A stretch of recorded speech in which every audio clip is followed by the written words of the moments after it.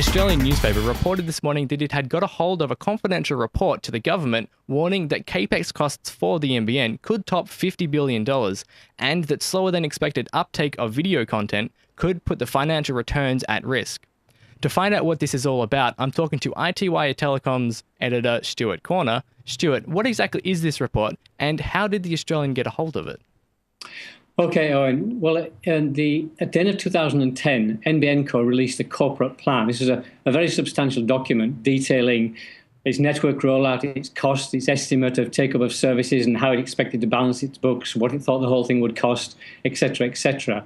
And to sort of validate that, the government commissioned some investment bankers, Greenhill Caliburn, to look at the corporate report and to comment on it. And in February, the government released an executive summary of that Greenhill Caliburn report, saying that basically it had supported the NBN Co's assumptions and that NBN was valid and would come in at the costs that people have been saying for some time.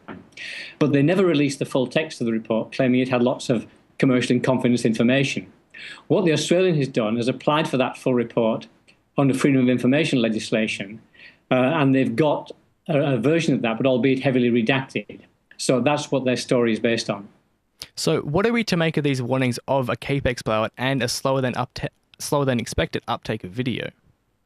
Well, what they actually said in the Australian story was that Greenhill Caliburn had estimated the total capex of NBN Co to be $50.8 billion by 2028.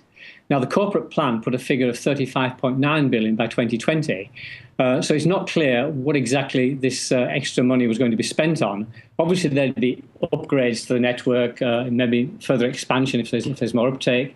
It's not clear, and it's not clear whether that money would have to be spent or whether it would be spent depending on the types of services that are taken up, etc. So without really seeing that full report that the Australians got, we can't really say how serious a comment this is on the financial cost estimates for the NBN. And of course, you know, if the services aren't taken up, and everybody says that video is going to be the main bandwidth hog, not just entertainment video, which is what the Australian article seems to suggest, but video for e-health, corporate video, etc. If there isn't an uptake of service on the NBN, then of course, you know, it won't meet its numbers targets. And the Greenhill Caliburn report was really only saying, well, if the targets aren't met, the uptake isn't as expected, then the targets won't be met. So what's next? What impact do you expect this story to have? And do you think the government will release the full report? Certainly the figures in the Australian story will be seized on by everybody who opposes the NBN, particularly the coalition and its spokesman, Malcolm Turnbull.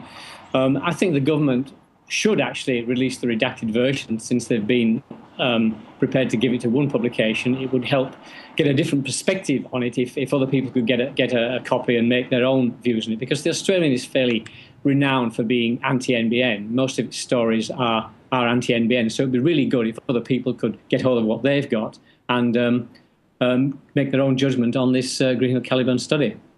Stuart Corner, thanks for your time.